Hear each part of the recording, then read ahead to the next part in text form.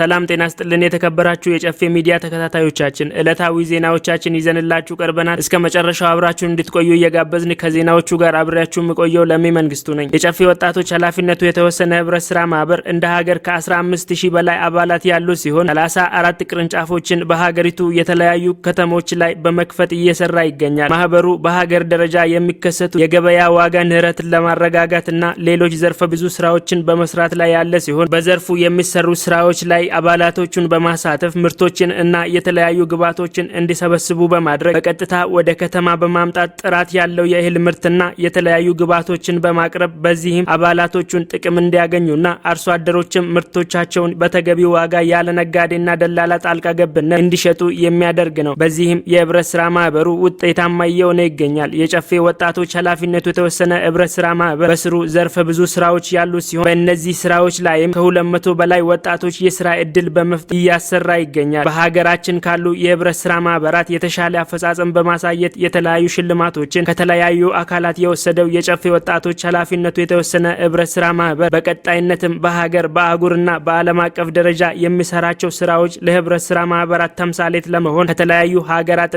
የውጭ ሀገር ድርጅቶች ጋር የስራ ስምምነቶችን በመፈራረም እየሰራ ይገኛል። ማህበሩ አሁን ያለበትን ደረጃና የአባላቱን ብዛት ባማከለ መልኩ የሚሰራቸውን ስራዎች ተደራሽ ለማድረግ እንዲሁም ጊዜው የሚዲያ ኃይል ገኖ የወጣበት መሆኑን በመገንዘብ የህብረትና የሀገር እድገት ድምጽ የሆነውን ጨፌ ሚዲያን በመክፈት የማህበሩን ብሎም የሀገር አቀፍና ዓለም አቀፍ የሆኑ መረጃዎችን ለማህበረሰቡ በተለያዩ ቋንቋዎች እያጋራ ይገኛል።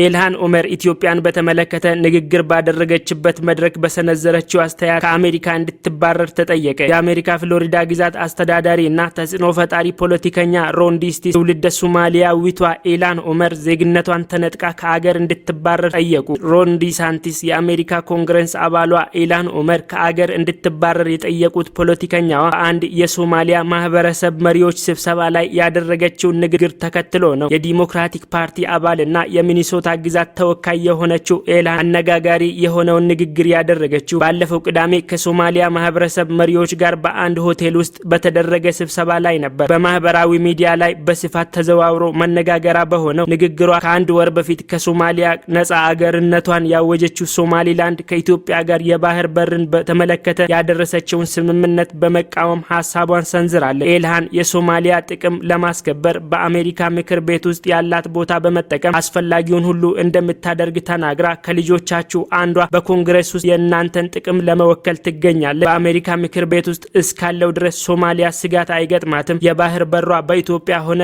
በሌላ አይወሰድም ስትል ተደምጣለች። ኢልሃን በንግግሯ መጀመሪያ ሶማሌ ነኝ በመቀጠል ሙስሊም ብላ መናገሯ አሜሪካውያን ፖለቲከኞችን የበለጠ ያበሳጨ ሆኗል። በቅርቡ ሪፐብሊካን ፓርቲ ወክለው ፕሬዝዳንታዊ እጩ ሆነው ከዶናልድ ትራምፕ ጋር ሲፎካከሩ የነበሩ ዲሳንቲስ የኢልሃን ኡመርን ንግግር ተከትለው በኤክስ ገጻቸው ላይ እንዳሰፈሩት ከኮንግረስ ተሰናብታ ዜግነቷ ተነጥቆ ከአገር ትባረር ሲሉ ጠይቀዋል። ከዲሳንቲስ በተጨማሪ የኮንግረስ አባሏ ሞርጆሪ ግሪን ለአሸባሪዎች ሀዘኔታ ያላት ናት ሲሉ ኢልሃን ኡመር የወቀሱ ሲሆን የትራምፕ ልጅ ዶናልድ ትራምፕ ጁኒየር ደግሞ ኢልሃን ለሶማሊያና ለእስልምና ቅድሚያ በመስጠቷ አሜሪካ አጀንዳዋ አይደለችም ብለዋል። ኢልሃን ከሪፐብሊካን ፓርቲ መሪዎችና ደጋፊዎች ጋር ከዚህ ቀደም ተደጋጋሚ ውዝግብ ውስጥ ስትገባ ቆይታለች። ኢልሃን በተለይም ከቀድሞ ፕሬዝዳንት ዶናልድ ትራምፕ ጋር ተደጋጋሚ ይሰጣ ገባ ውስጥ ትገባ የነበረ ሲሆን ትራምፕን አገሪቱን እንደ 8 ዓመት ህፃን እየመሯት ነው ስትል ወርፋቸዋለች። ኢልሃን ይህን አስተያየት የሰጠችው ትራምፕ በምርጫ ቅስቀሳ ላይ ስደተኛ መሆኗንና የወጣችበትን አገር ለማስታወስ አገራችንን እንዴት መምራት እንዳለብን ልትነግረን ትፈልጋለች። ለመጣሽበት አገር ምን አደረግሽ? አገርሽ እንዴት ናት? ካሉ በኋላ ሙስሊምና ስደተኛ ጥል የሆኑ ቀኝ አክራሪ የትራምፕ ደጋፊዎችም በፖለቲካዊ ሰልፎች ላይ ኢልሃንን ወደ መጣችበት መልሷት የሚሉ መፈክሮችን ሲያሰሙ ነበር። ኢልሃን ኡመር በ2019 እስራኤል የአሜሪካንን ፖለቲካ በገንዘብ ኃይል እንደምትዘውር የሚያመለክት አስተያየት ከሰጠች በኋላ ናንሲ ፔሎሲና ሌሎች ዲሞክራቶች ሳይቀር ከፍተኛ ትችት ሰንዝረውባት ነበር። ኢልሃን ኡመር በበኩሏ እርምጃው አንድ ሙስሊም ሴት በመሆኔ እንዲሁም ወደ አሜሪካ ምድር በስደተኝነት በመምጣቴ እየተቃጣብኝ ጥቃት ነው ብላ ተቃውማለች።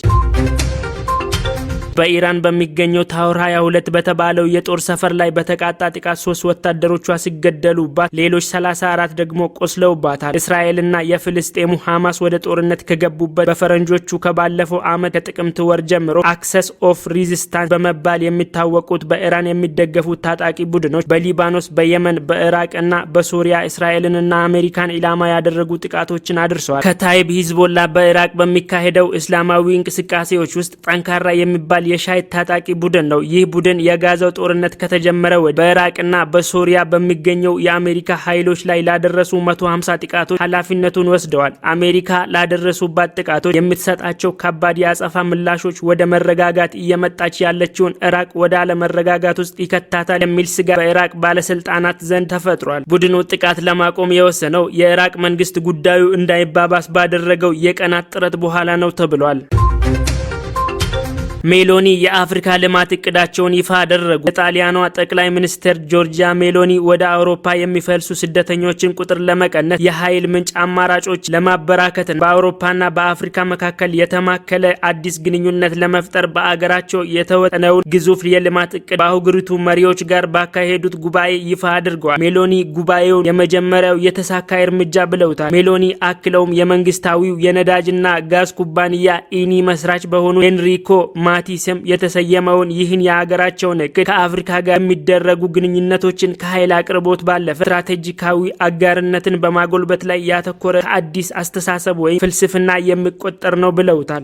ዋና የአውሮፓ ህብረትና የተባበሩት መንግስታት ከፍተኛ ባለስልጣናት የ5.5 ቢሊዮን ዩሮ ወይም የ5.95 ቢሊዮን ዶላር የማስጀመሪያ ወጪ የተመደበለትን የጣሊያኑን እቅድ በአፍሪካ የአየር ንብረት ለውጥ የሚያስከትላቸውን ጉዳቶች ለመታደግ አጋዥ ይሆናል ሲሉ አወድሰውታል። የአፍሪካ ሀገራት አስቀድመው ምክር ቢጠይቁ ይመርጡ እንደነበር ያመላከተው የአፍሪካ ህብረት ኮሚሽን በበኩሉ እውን የማይደረጉ ተጨማሪ ባዶ ቃል ኪዳኖችን መስማት እንደማይሻ ለጉባኤው በመግለጽ ጥንቃቄ በተሞላበት አቀራረብ መከተል መርጧል። ከአፍሪካ መሪዎች ጋር አለመምከራቸውን አስመልክቶ በጉባኤው መዝጊያ በሰጡት ጋዜጣዊ መግለጫ ወቅት የተጠየቁት ሜሎኒ በሙከራው ፕሮጀክት ስለሚተገበሩ የተለዩ ሀሳቦች በመክፈቻ ንግግራቸው በማንሳታቸው ካልሳሳት አልቀረውም ሲሉ የቀረበውን አስተያየት መቀበላቸውን አመልክተዋል። ሆኖም ጉባኤው በተጨባጭ ምሳሌዎች የተደገፈ ንድፍ በማሰናዳት አገራቸው የያዘችውንና በትብብር ተግባራዊ ሊሆን የሚችል አዲስ የግንኙነት ፍልስፍና ለአፍሪካ መሪዎች